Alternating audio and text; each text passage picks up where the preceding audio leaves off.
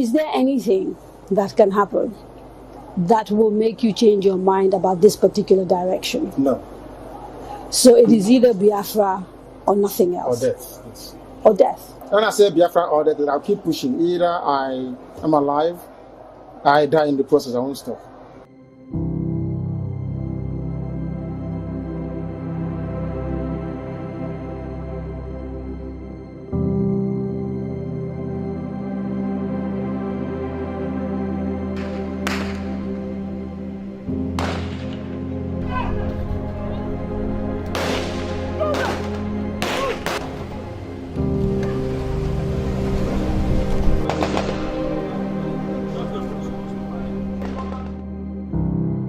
Sit-at-home pandemic. How Nigerians lose lives in billions of naira every Monday.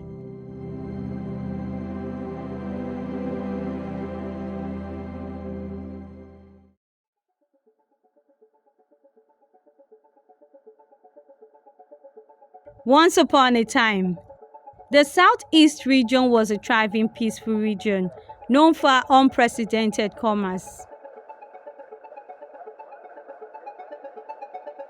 Businesses started on Mondays, and many wake up early to ensure their stores or warehouses are open for the day's business.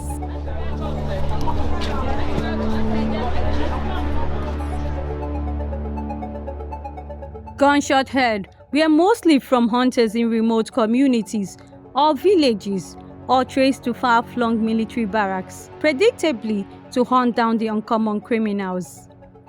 But in late 2017, the leader of a group of agitators who felt the Igbo land was being marginalized in the scheme of the Nigerian government decided to push for secession. What does Biafra mean? It means freedom, liberty, fairness, equity, and justice.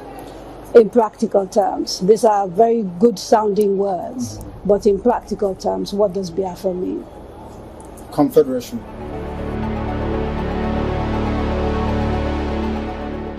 The man, Nnamdi Kanu, the leader of the now widely known indigenous people of Biafra, became the target of the Nigerian government under President Muhammadu Buhari and subsequently was arrested and still being prosecuted.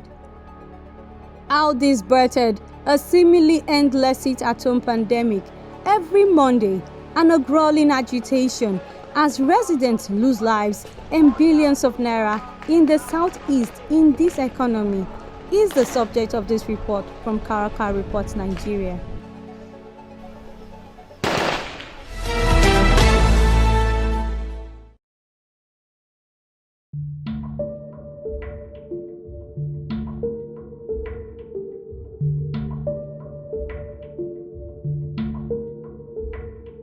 In the words of Professor Chukwuma Soludo, the Anambra State Governor, the poor masses loses about 19.6 billion naira in Anambra State alone during sit-at-home on Monday. Statistics from yet-to-be-verified sources reported that the transport sector also loses at least 3 billion naira any day a sit-at-home is observed in the region.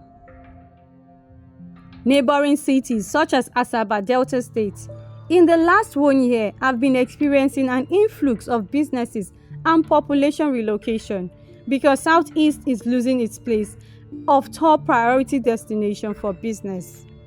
The winding up effect is that Southeast is losing its markets, business clients, and associates to the proximity of the South-South and the Southwest region, respectively. The sit-at-home has affected many of us who earn our living on a daily basis. If you don't come out, you don't have income. As you can see, the road is empty. It's only when people come out for business that is where you see somebody to carry. Now from Emene or from carry up they come. No, if you no sell, you no go eat. Now you make everybody they suffer. If you no sell, you no go eat. For hungry, we keep person. Away from economic losses, terror and tension is now the normal atmosphere every Monday, as this serves as a tool employed to keep the people at home and to enforce obedience.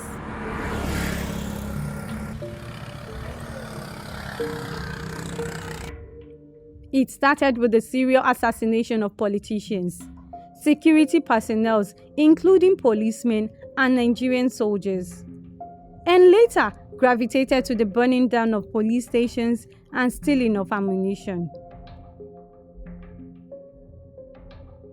The health sector felt the ugly sting as well. During sit-at-home, multiple victims of emergency health issues that required quick medical attention failed to attract the necessary medical personnel, thus leading to premature loss of life that was sadly undeserving. Hotels and guest houses count their losses too, as astronages dwindled. Ifeanyi Enete, the general manager of Peace Mass Transit Limited, also expressed his grievances. He said that the losses incurred in the sector are unquantifiable. Transportation companies are inoperative on sit-at-home days. The intention is to protect the passengers and transport companies from potential attacks and harm from gunmen. On a normal working day, the hotel makes about 1 million naira. But on sit-at-home days, making 100,000 naira is difficult, and that's about 80% loss, Mr. Ifeanyi added.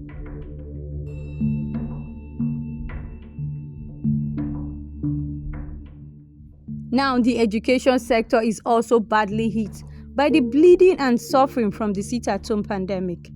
The weekly break on Mondays slowed down students' chances of completing their timely academic curriculum.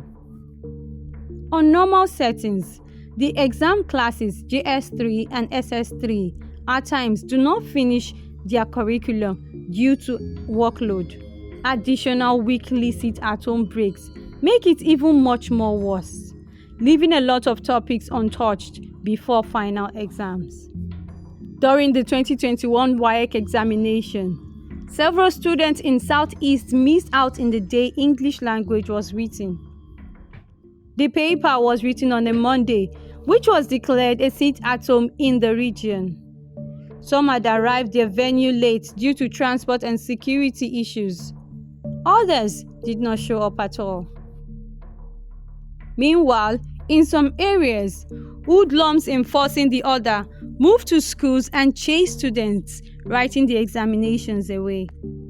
It's quite clear here in New Haven Primary School that students and pupils have deserted the school. Parents have refused to bring their children to school. They say they prefer their children to be at home safe than to be dead in the classrooms. While the lamentation on loss of businesses and billions of naira weekly persists, commercial banks alone collectively lose an average of 11.5 billion naira on every day the sit-at-home order is observed in the East. Anambra State internally generated revenue, IGR, fell below expectation in 2021 due to the insecurities and sit-at-home order. While the rest of the 5 states in the region were affected, the situation in Anambra took a severe turn. The sit-at-home order impacted negatively not just on businesses but also on government's revenue.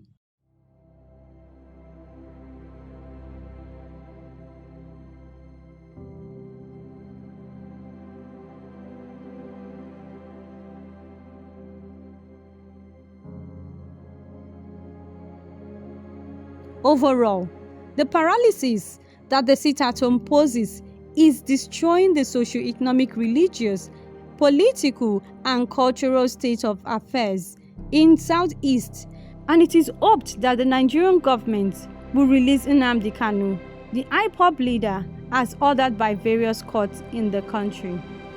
According to many experts, political scientists, elder statesmen, stakeholders, and public speakers, this step will be the natural death of sit-at-home in the Southeast and the gigantic leap towards a gradual recovery of the region. This report is written by Emmanuel Ekweriozo and voiced by my humble self, Rita Onakpome.